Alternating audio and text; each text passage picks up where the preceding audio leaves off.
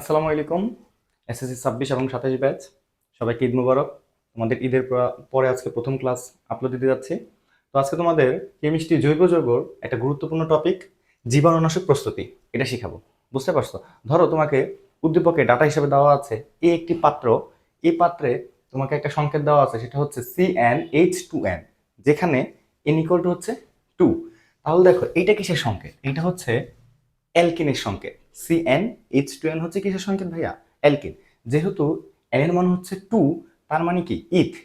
Alkyne লাস্টে আছে in, তাহলে ইথ ইন, অর্থাৎ এই যৌগটা কি দেওয়া আছে? ইথিন। তো ইথিনে বা অ্যালকিনে কার্বন কার্বন কয় বন্ধন? 2 বন্ধন। ইথ মানে হচ্ছে 2 কার্বন। তাহলে ঘটনাটা কি ঘটবে? এক কার্বন এক কার্বন, যেহেতু 2 বন্ধন তাহলে এই দিলাম 2 বন্ধন। ওর হাত বাকি আছে কয়টা? 2টা। তাহলে এখানে দাও H2, এখানে দাও H2। তাহলে এটা হচ্ছে মূলত এই যৌগ। তোমাকে প্রস্তুত করতে বলছে জীবাণুনাশক। জীবাণুনাশক কি ভাইয়া? জীবাণুনাশক মানে হচ্ছে রেকটিফাইড স্পিরিট। কি? জীবাণুনাশক মানে হচ্ছে রেকটিফাইড স্পিরিট। অর্থাৎ রেকটিফাইড স্পিরিটটা কি? ইথানলের 96% জলীয় দ্রবণ যেটা, সেটা হচ্ছে কি রেকটিফাইড স্পিরিট বা জীবাণুনাশক। অর্থাৎ তোমাকে ইথানল প্রস্তুত করতে বলছে। দেওয়া আছে ইথিন, প্রস্তুত করতে কি বলছে?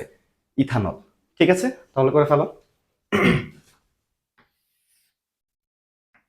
যেহেতু ইথিন দেওয়া আছে, প্রথমেই একে তুমি হাইড্রোজেন যোগ করো নিকেল প্রভাবকের উপস্থিতিতে 180 থেকে 200 ডিগ্রি সেলসিয়াস তাপমাত্রায়। তাহলে কি হয়ে যাবে? ইথেন হয়ে যাবে। ঠিক আছে,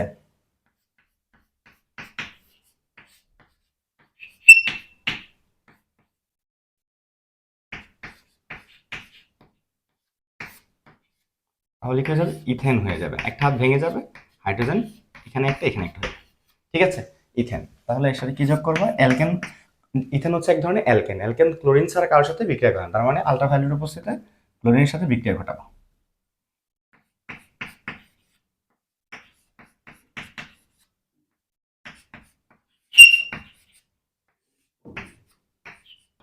তাহলে কি হবে? Ethyl chloride. আর HCl, একটা হাইড্রোজেন একটা ক্লোরিন বেঁচে যাবে, তাই HCl। এর সাথে আবার তুমি সোডিয়াম হাইড্রোক্সাইডের বিক্রিয়া ঘটাবো। তাহলে কি হবে? এই যে ক্লোরিন, এটা প্রতিস্থাপিত হবে OH মূলক দ্বারা প্রতিস্থাপিত হবে। এখানে সোডিয়াম এসে ক্লোরিন এসে পড়বে, এখানে OH মূলক আসবে। তার মানে এটা হবে কি ইথানল।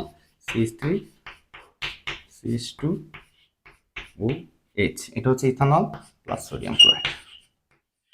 বুঝতে পারছো?